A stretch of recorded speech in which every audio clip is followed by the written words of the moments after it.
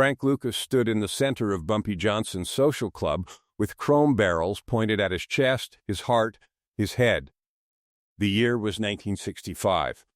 The room smelled like cigar smoke, old money, and the metallic scent of impending murder. Bumpy's enforcers, men who'd buried problems in the Hudson River without losing sleep, had their fingers on triggers. One wrong word, one wrong breath, and Frank would become another forgotten headline in the Amsterdam news. But Frank didn't blink. Because Frank Lucas understood something most men never learn: in the underworld, the loudest man dies first. The flashy man gets arrested. The disrespectful man gets buried. But the silent man? The respectful man? The man who understands the ancient laws of the street? That man becomes a legend. Bumpy Johnson sat in his corner booth, dying of congestive heart failure, watching this kid from North Carolina stand in his kingdom without permission. Frank had walked past the doorman, ignored the warnings, stepped into the throne room uninvited. In Harlem in 1965, that was suicide. The bodyguards waited for Bumpy's signal. The entire room held its breath. Dust motes danced in the single shaft of light cutting through the cigar smoke. And Frank Lucas said 3 words. Not "don't shoot me," not "I'm unarmed," not some desperate plea for mercy that would mark him as weak forever. 3 words that would change the criminal underworld forever. 3 words that would build a $52 million heroin empire. 3 words that would make Frank Lucas the only man to ever truly inherit Bumpy Johnson's throne. But before we reveal what Frank said in that room, you need to understand why those 3 words had power. You need to understand the invisible rules that governed Harlem. You need to understand the difference between a gangster and a legend. Because Frank Lucas didn't become the richest drug dealer in American history by accident. He didn't smuggle heroin in the coffins of dead soldiers because he was reckless. He didn't cut out the Italian mafia because he was brave. He did it because Bumpy Johnson taught him the one lesson most criminals never learn. And on that day in 1965, with 3 guns pointed at his chest, Frank Lucas proved he understood all 3. The question isn't whether Frank Lucas was a criminal. The question is, was he the last true legend of the American underworld? Let's find out. To understand the man who would one day smuggle heroin in the coffins of dead soldiers, you have to go back to the Burning Cross. You have to go back to North Carolina, 1958, when 15-year-old Frank Lucas watched the Ku Klux Klan murder his cousin Obadiah in cold blood. They dragged him from his house. They beat him with axe handles. They left him broken in the dirt while the sheriff called it an accident. That night, Frank Lucas learned the most important lesson of his life. There is no justice for the weak. There is only power for the strong. That shotgun blast didn't just kill his cousin, it birthed a king. 5 years later, Frank stepped off a Greyhound bus into the concrete jungle of Harlem with 1 suitcase and $57 in his pocket. The year was 1963. Harlem wasn't the postcard version. It was the real one, where every corner had a king, a corpse, or a cop. Sometimes all 3. Frank was nobody. Country accent, cheap suit, empty pockets. But his eyes were hard, and his hunger was louder than his footsteps. He started at the absolute bottom, exactly where legends begin. Frank became a door holder, a package runner, a shadow. While other young hustlers were making noise, demanding respect, buying Cadillacs they couldn't afford, Frank Lucas made himself invisible. He understood something most men never learn: noise attracts attention, and attention attracts handcuffs or coffins. That's when Bumpy Johnson noticed him. Bumpy was Harlem's dying king, 57 years old, with a failing heart and an empire built on silence, respect, and the mathematics of power. He needed a driver. Not just someone to hold the wheel, but someone who could hold his tongue. He chose Frank for one reason: the boy knew how to listen. $50 a week. Gas money. Long nights driving through Harlem's veins while Bumpy delivered lessons that sounded like prophecies. You see that man in the mink coat? Bumpy would point through the Lincoln's window at some flashy dealer throwing money around like confetti. He thinks success is loud. He'll be dead in 6 months. Frank didn't ask why. Frank didn't ask how. Frank just watched and remembered. 6 months later, Tommy Smalls was found in the trunk of his own Cadillac. 3 bullets in his chest, mink coat gone, respect gone, everything gone except the lesson he left behind. Another night, another prophecy. You see that club owner flashing cash? Bumpy nodded toward Jerome Washington buying drinks for everyone on 125th Street, acting like the king of Harlem. The feds are watching him right now. 3 weeks later, federal agents raided Jerome's club, 20 years in Leavenworth. Frank began to understand the invisible mathematics. Loud equals dead. Flash equals prison. Respect cannot be bought with gold chains and fur coats.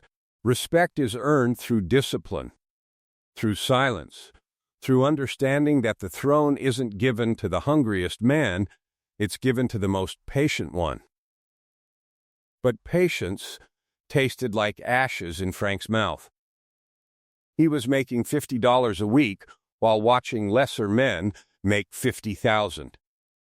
His pride screamed for recognition. His ego demanded proof that he mattered, that he was more than just a servant opening doors for a dying king.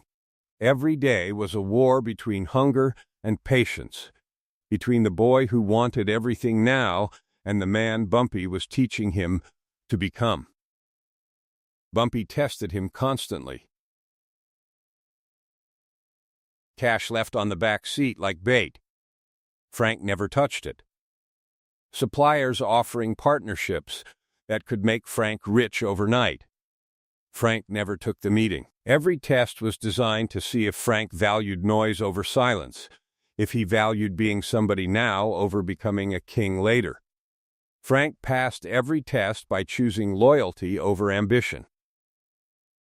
Not because he was a saint, but because Frank Lucas understood something most young hustlers never learn: the loud man dies, but the quiet man eats. Then came the night that changed everything. Early 1965. Wells Restaurant on 7th Avenue. Fried chicken, jazz, and the warm chatter of Harlem's elite. Bumpy was mid-sentence explaining how the Italians moved money through legitimate businesses when his hand went to his chest.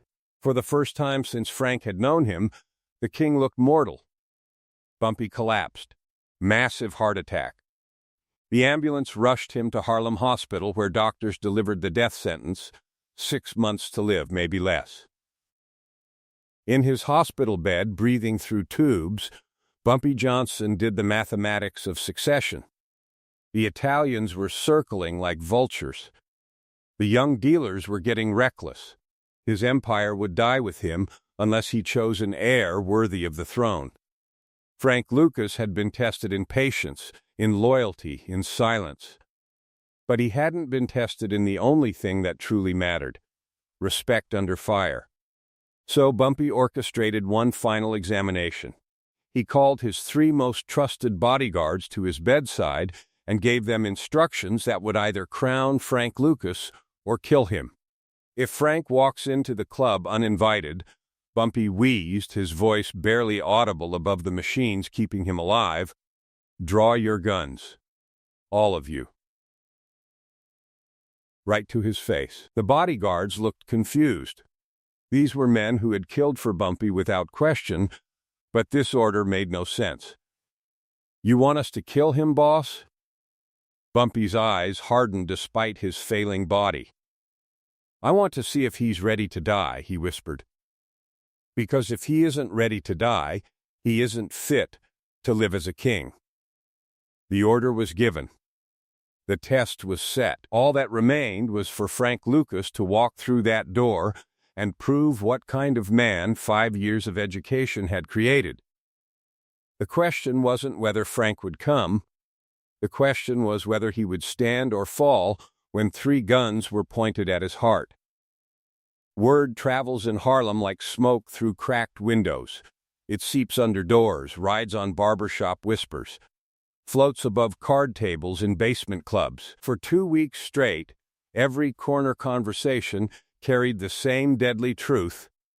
Bumpy Johnson was dying. Congestive heart failure. 6 months to live, maybe less. The king's heart was failing, and his kingdom was already bleeding.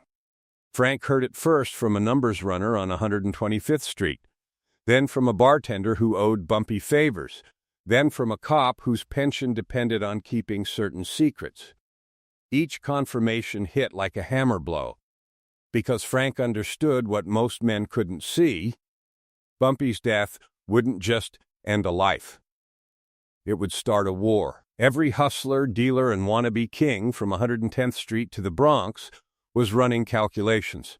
The Italians were making moves, sending scouts downtown more often, their suits pressed like battle flags. Young dealers who used to kiss Bumpy's ring were suddenly talking about new opportunities and changing times. The ecosystem was shifting, and Frank Lucas was still just a driver making $50 a week, with no crew, no territory, no reputation, beyond being Bumpy's shadow. Frank sat in his apartment on 146th Street and did the mathematics of survival. He had 2 choices: disappear into obscurity and live as nobody, or walk into the fire and claim what Bumpy had been preparing him to inherit. Most men would have chosen invisibility. Frank Lucas chose the throne. 3 days after Bumpy's collapse, Frank put on his best gray suit and walked to the Veterans Social Club on Lenox Avenue. No phone call, no appointment, no invitation. His pockets were empty. No gun, no knife, no backup plan. He was walking into the lion's den with nothing but 5 years of education and the belief that respect could stop bullets. The club's heavy wooden doors opened into a different world. Thick cigar smoke, low jazz humming like a heartbeat, the smell of expensive whiskey and fear. Men turned as Frank entered, but not many. In rooms like that, you learn to mind your own business, or you stop having one. Bumpy Johnson sat in his corner booth, oxygen tank beside him, plastic tubes snaking into his nose. His body looked shrunken, mortal, but his eyes were still knives, still calculating, still measuring every soul that entered his presence. Standing between Frank and the dying king were 3 bodyguards, not street thugs hungry for reputation, but professionals in tailored suits with steady hands and cold eyes. Big Percy, Quiet Jimmy, One-Eyed Monroe. Men who'd buried problems in 3 states and never lost sleep. The moment Frank's foot crossed the invisible line into Bumpy's sacred space, everything snapped into focus. 3 hands went to 3 shoulder holsters. 3 chrome revolvers cleared leather in perfect synchronization. 3 barrels pointed at Frank's chest, heart, skull. The jazz might as well have stopped. The room went silent except for the soft hiss of Bumpy's oxygen tank, counting down the seconds of his life. "You can't be here, Frank," Big Percy said, his voice professional but apologetic. Not without an invitation. Frank didn't raise his hands in surrender, didn't step backward in fear. He stood in the center of that smoke-filled room with death pointing at him from 3 directions, and he did the one thing nobody expected. He remained perfectly still. Because Frank understood what most men never learn, this wasn't about courage. Any fool can die bravely for 5 seconds. This was about understanding power itself.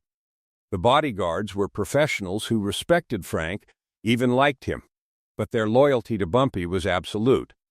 They would kill him if ordered, and they would sleep fine afterward. This wasn't a standoff between Frank and them. It was a silent examination between Frank and Bumpy. The old man watched from his booth, breathing through tubes, measuring Frank's soul against the throne's requirements. Did the boy understand that respect cannot be demanded, only earned? Did he understand the invisible hierarchy that separates servants from kings? 10 seconds passed. 20. 30. The silence became suffocating. The bodyguard's fingers hovered near triggers, waiting for Bumpy's signal. Frank ignored the guns completely. He looked past the 3 barrels pointed at his vital organs and locked eyes with Bumpy Johnson. He looked past the sickness, past the tubes, past the dying flesh, and spoke directly to the mind that had ruled Harlem longer than any of these young hustlers had been alive. "Bumpy, I'm ready." 3 words that shattered the room's tension. Not Mr. Johnson like a servant seeking approval. Not boss like an employee asking permission. Just Bumpy, the name reserved for equals, for those who'd earned the right to stand beside the throne rather than kneel before it. And I'm ready, not a question or a plea, but a statement of fact about his worthiness to inherit an empire built on respect, silence, and the mathematics of power. Bumpy Johnson stared at Frank Lucas for 10 eternal seconds, while the entire room held its breath. Then the dying king's lips lifted in a small smile, barely visible beneath the oxygen tubes, but containing everything: approval, recognition, the passing of a crown. Bumpy raised one trembling hand and waved it once. 3 guns lowered. 3 killers exhaled. The room remembered how to breathe. Bumpy motioned to the seat beside him. Frank walked forward, past the men who seconds before had been his potential executioners, and sat down at the right hand of the king. For the next 6 months, until Bumpy Johnson died, Frank Lucas would learn the final lessons. But in that moment, with 3 guns still warm from being pointed at his heart, Frank understood he'd passed the ultimate test. He'd proven he was ready to die. And in proving that, he'd earned the right to live as a legend. July 7th, 1968. Harlem woke up without a king. Bumpy Johnson died of congestive heart failure in the early morning hours, and they buried him like the legend he was. The funeral procession stretched for blocks through Harlem, hundreds of mourners following the hearse in a river of black suits and broken dreams. At the graveside, Frank Lucas stood in a simple black suit. No jewelry, no flash, watching every major player in that cemetery measure him with their eyes. The Italians sent representatives who smiled with their mouths but calculated with their minds. Young dealers circled like sharks sensing blood in the water. Everyone was asking the same silent question: is he the real heir? Or just the old man's pet project? Frank understood the mathematics immediately, and the numbers were brutal. Bumpy's empire was built on heroin distribution, but the entire supply chain belonged to the Italian mafia like a medieval monopoly. They controlled every link from the poppy fields to the street corners, charging $50,000 per kilo for product that was barely 10% pure by the time it reached Harlem. The math was simple and suffocating. Any black dealer was just a retail employee in their corporate structure, forever trapped at the bottom of the food chain, paying premium prices for garbage product. Frank realized he couldn't beat the Italians at their own game. He had to change the game entirely. While other dealers were fighting over street corners and begging for better wholesale prices, Frank bought a plane ticket to Bangkok.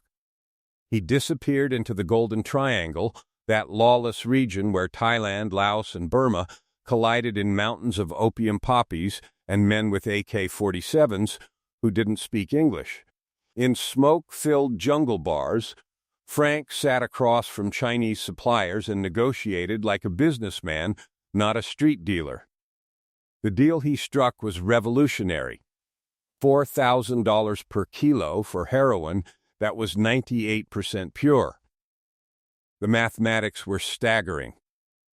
The Italians were selling 10% purity for $50,000. Frank was buying 98% purity for $4,000.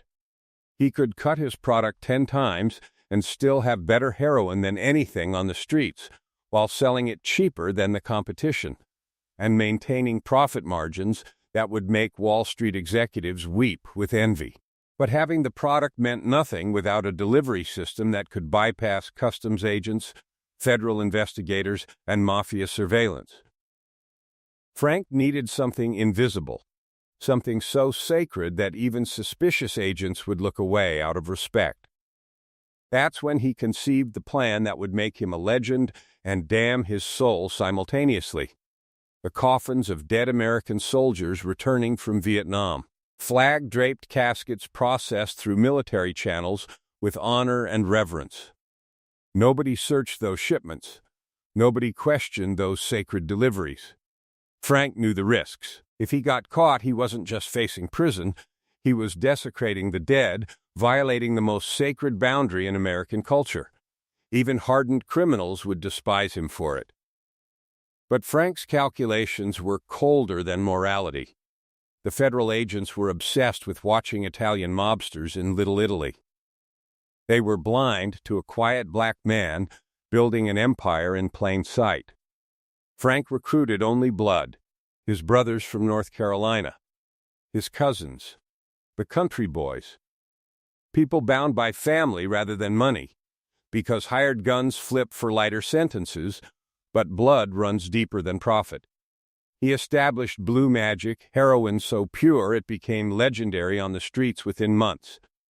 While the Italians sold garbage cut with quinine and baby powder, Frank sold the real thing at prices that destroyed every competitor in New York. Within 2 years, Frank Lucas controlled 80% of Harlem's heroin trade, generating over $1 million per day. He was the richest drug dealer in America, and nobody knew his name.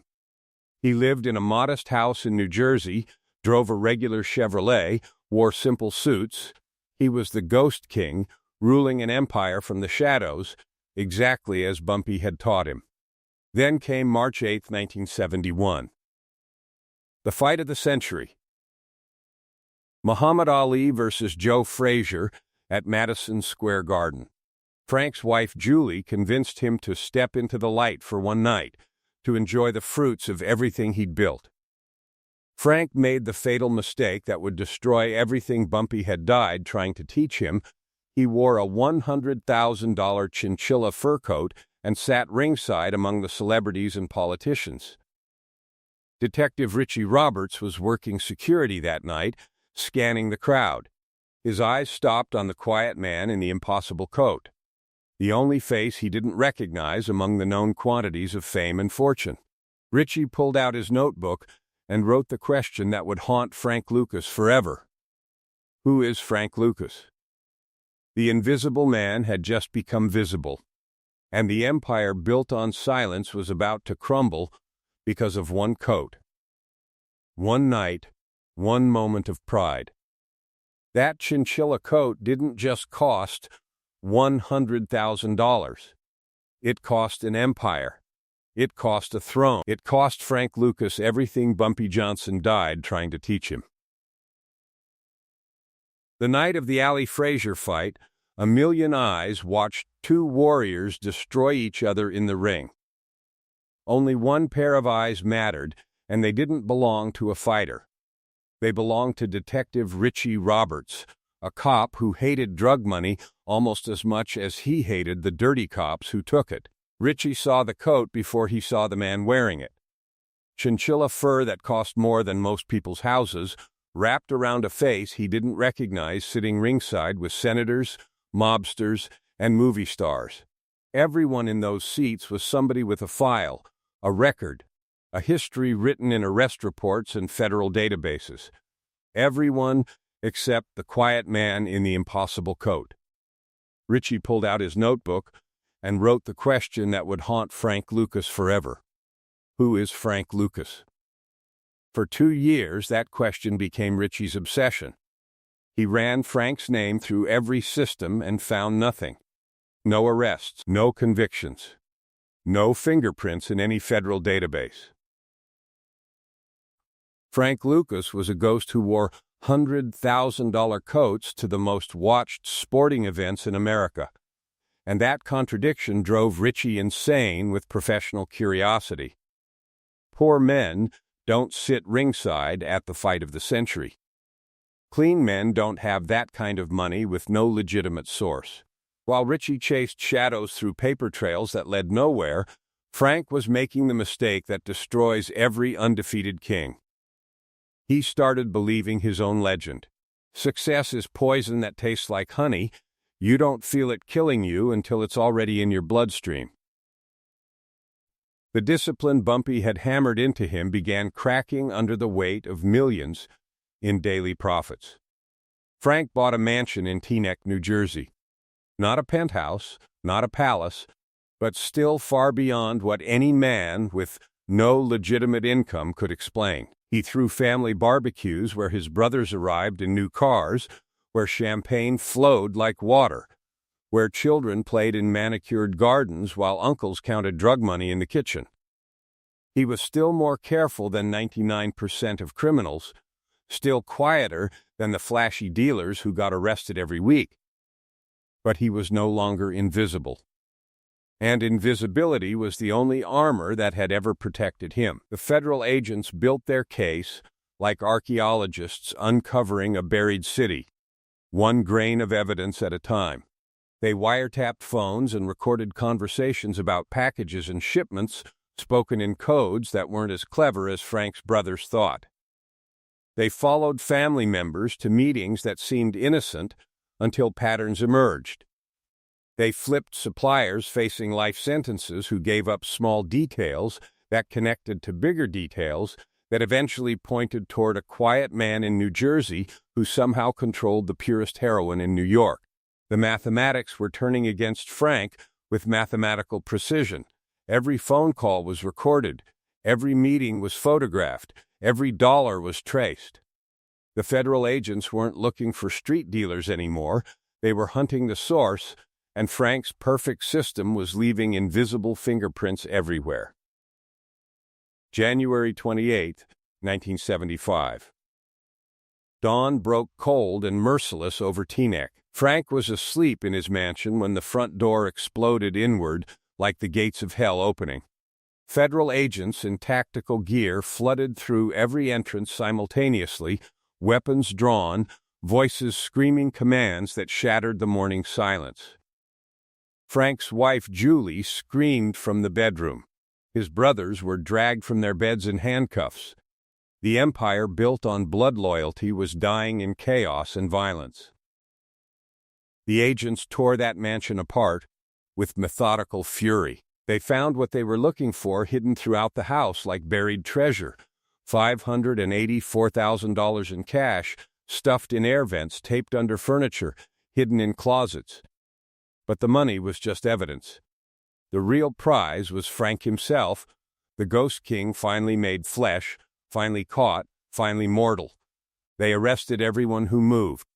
Frank, Julie, his brothers, his cousins, the entire blood-bound organization that Frank had built to prevent betrayal crumbled in a single morning.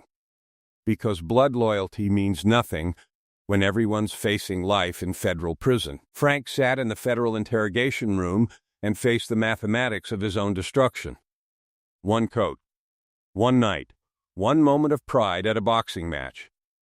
That's all it took to violate Bumpy's most sacred teaching: the flashy man dies. Frank had been disciplined for years, invisible for years, perfect for years. Then he wore that chinchilla coat for 3 hours. And those 3 hours cost him everything. The federal prosecutors laid out Frank's future with brutal clarity. 70 years in federal prison. He would die behind bars, forgotten, his empire dismantled, his name erased from criminal history. The mathematics were simple and merciless. He was 45 years old, facing a sentence that would keep him in concrete until he was 115. Or he could take the deal they were offering. Testify, cooperate, give them names, dates, connections, the entire infrastructure of corruption that had enabled his rise. In exchange, they would reduce his sentence to 15 years. He would still lose everything, but he would live long enough to see the outside world again. Frank faced the impossible choice that defines every gangster's endgame: honor or survival. The code of silence was absolute in the criminal world.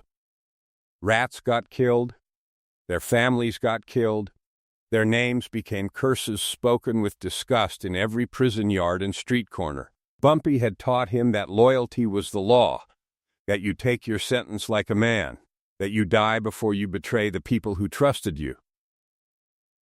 But Bumpy had also taught Frank the most important lesson of all: survive by any means necessary. Frank made his decision, but it wasn't simple betrayal. It was calculated warfare against the system that had hunted him. He agreed to cooperate, but with conditions that stunned the prosecutors. He wouldn't testify against his brothers. He wouldn't give up his family or fellow criminals. He would give them something they wanted more than drug dealers. He would give them the police. Frank realized that the only people more corrupt than the criminals were the cops who had been taking his money for years. The Special Investigations Unit, the elite NIPT squad meant to stop drugs, had been on his payroll since the beginning. Frank decided to turn his cooperation into an act of vengeance against the corrupt system that enabled his rise while pretending to fight it. He opened his mouth, and the corruption poured out like poison from a broken dam. Frank's testimony was a nuclear bomb dropped on New York law enforcement. He exposed 52 corrupt NIPT officers who had taken his bribes for years. He gave up names, badge numbers, dates, and exact dollar amounts. His information led to indictments of 3/4 of the DIA's New York office. Detectives who drove Mercedes on city salaries suddenly couldn't explain their wealth. Federal agents who owned vacation homes in the Hamptons found themselves in courtrooms as defendants instead of prosecutors.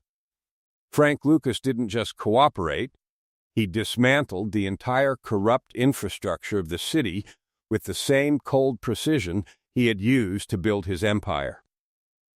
But the streets don't see nuance. The streets don't care about moral distinctions or righteous revenge. In Harlem, Frank Lucas was now marked with the scarlet letter every criminal fears most: rat. The man who had inherited Bumpy Johnson's throne through respect had lost that throne through cooperation. The words spread from corner to corner, written in invisible ink on every wall, whispered in every barber shop, carved into every prison cell. When Frank walked out of federal prison in 1991, after serving 15 years, he returned to a Harlem that no longer recognized him. The corners where he had been king were controlled by new dealers who spit when they heard his name. The respect he had earned was replaced with disgust. The empire was dust. The legend had become a cautionary tale about what happens when you break the code, when you choose survival over honor, when you forget that some prices are too high to pay even for your own life. Frank Lucas was free, but he walked alone. The throne was gone. The respect was gone. The silence that Bumpy Johnson had treasured above all else had been broken by the man he trusted most. All that remained was the question that would haunt Frank until his death in 2019. Was survival worth the cost of everything that made survival meaningful? Had he honored Bumpy's final lesson about surviving by any means necessary? Or had he betrayed everything Bumpy died trying to teach him about what it means to be a king? The answer would depend on who was asking, and whether they valued breathing over respect, living over honor, surviving over everything that makes survival worth the price. The man who once generated over $1 million per day spent his final years in a wheelchair, living quietly in New Jersey, watching a world that had moved on without him. When Frank Lucas walked out of federal prison in 1991 at age 61, he stepped into an America that no longer recognized kings.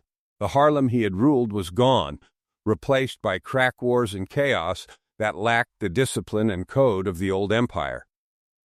The corners where he had been untouchable now belonged to kids who had been born while he was already counting years in a concrete cell. Frank settled into a modest house with cheap furniture and fading curtains. No mansion, no army of loyal cousins, no stacks of cash hidden in air vents, just an aging man moving slower than the legend people remembered, carrying the weight of choices that had saved his life and destroyed his reputation simultaneously. His empire was dust. His money was gone. His respect in the streets had been replaced by something far worse than hatred, indifference mixed with disgust. But the microphone still came. Journalists, documentarians, writers hungry for the mythology of his rise and fall. They wanted Frank Lucas, king of Harlem, the man who had outsmarted the Italian mafia and smuggled heroin in soldiers' coffins. Frank gave them pieces, always with the same calculated rhythm. He talked about discipline, about waking at 5 in the morning even as a king, about never getting high on his own supply while these flashy young dealers poisoned themselves with their own product. And when they inevitably asked about the cooperation, about the word that had branded him forever in the streets, Frank leaned on the one argument he never abandoned. I never testified against no hustlers. I didn't give up no street guys. I gave up dirty cops. They were worse than me. I was what I was. They were supposed to be something else. To Frank, this distinction carried moral weight. He had used the government to destroy the corrupt police force that had enabled and profited from his empire for years. In his mind, exposing 52 crooked nipped officers and 3/4 of the DIA's New York office was a final act of gangster warfare against a system more criminal than the criminals it pretended to prosecute. But the streets speak a simpler language. In the unforgiving vocabulary of the underworld, there are no asterisks next to the word rat. You either stay silent and die in a cage with your honor intact, or you open your mouth and lose your soul forever. The mathematical equation Frank tried to solve, cooperating while maintaining respect, was impossible from the beginning. Consider Nicky Barnes, Frank's flashy rival, who had embodied everything Bumpy Johnson taught Frank to despise. Barnes also cooperated with federal agents when his empire crumbled, but he made a different calculation. Nicky testified against everyone, his own counsel, his partners, his friends, and embraced his betrayal completely. He disappeared into witness protection, accepted a new identity, and lived anonymously in America's suburbs. Barnes chose survival and accepted its full price. Frank Lucas tried to have both survival and honor. He wanted the freedom that came with cooperation, but he still craved the respect that comes only with silence. He wanted to be the survivor and the legend simultaneously. That was the one impossible equation Frank never solved.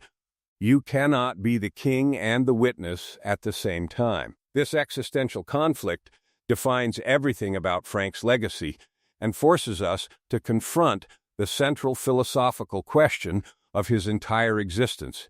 Did he betray Bumpy Johnson's teachings, or did he honor them in the darkest possible way? Frank built the perfect criminal empire using every sacred principle Bumpy had died trying to teach him. Silence over noise, discipline over flash, family loyalty over hired guns, intelligence over violence, invisibility over recognition. For years, Frank was everything Bumpy had envisioned, the ghost king ruling from shadows, generating millions while remaining unknown to law enforcement. But Frank also violated Bumpy's most fundamental commandment when he wore that chinchilla coat to Madison Square Garden. The The flashy man dies, Bumpy had warned him repeatedly. Frank wasn't flashy for years, until he was flashy for one night, and that night cost him everything. Then, when the federal cage door slammed shut and Frank faced 70 years in prison, he violated the ultimate street commandment, never cooperate with law enforcement to save his own life. Yet Bumpy had also taught Frank something else, something deeper than all the other lessons: survive by any means necessary. So which lesson was most important? The code of silence that defined criminal honor, or the imperative of survival that transcended all other considerations? Frank spent his final 28 years of freedom trying to answer that question, insisting that his cooperation was morally justified, while the streets marked him with the scarlet letter every criminal fears most. His defenders argue that Frank was a visionary who revolutionized the drug trade by cutting out Italian middlemen and establishing direct supply lines from Southeast Asia. They point out that he only fell because the entire system was designed to destroy successful black men, and that his cooperation against corrupt police was warfare against institutional corruption, more criminal than street crime. His critics see a poison merchant who flooded his own community with addiction and death, then saved himself by becoming the very thing Bumpy Johnson would have despised: a criminal who talked to law enforcement when survival demanded it. Both versions are true. Both versions are incomplete. Frank Lucas was a genius and a criminal, disciplined and vain, loyal until loyalty became too expensive. He honored Bumpy's teachings and betrayed them, depending on which lesson you believe mattered most when the mathematics of survival demanded impossible choices. Perhaps Frank's real punishment wasn't the 15 years in federal prison, but the 28 years of freedom that followed, the long, slow fade into irrelevance, haunted by the memory of who he had once been. He lived long enough to see Hollywood make a movie about his life, where Denzel Washington played him as a complex hero, while the real Frank Lucas sat in a wheelchair, arguing with history and fighting one final war for his own legend. We return now to that pivotal moment in 1965 when Frank Lucas stood in Bumpy Johnson's social club with 3 guns pointed at his chest. He looked past the barrels into the dying king's eyes and said 3 words that would define the rest of his existence: "Bumpy, I'm ready." Those 3 words gave Frank Lucas a throne and an empire worth millions. But they also gave him an impossible burden: the burden of living up to a legend's expectations while navigating a world designed to destroy legends. Frank spent 54 years trying to be worthy of Bumpy Johnson's trust. He succeeded spectacularly in building an empire that generated over $1 million per day. He failed catastrophically when one moment of vanity made him visible to his enemies. He became a legend whose name is still spoken decades after his death. He became a cautionary tale about the price of betraying the code that makes legends possible. In his final interview in 2018, 1 year before his death at age 88, Frank was asked if it had all been worth it: the empire, the money, the power, the fall, the cooperation, the disgrace, the decades of living as a pariah in the world that had once feared his name. Frank's answer contained everything about the cost of ambition, the price of survival, and the mathematics of legacy. "I was the king of New York." But kings don't retire peacefully. They either die on the throne or lose it in disgrace. I lost mine. But for one perfect moment, for one shining moment when I was untouchable, I was everything Bumpy Johnson taught me to be. One perfect moment. That's what Frank Lucas bought with his life. One moment of being exactly what he was taught to become, before vanity destroyed him and survival corrupted him.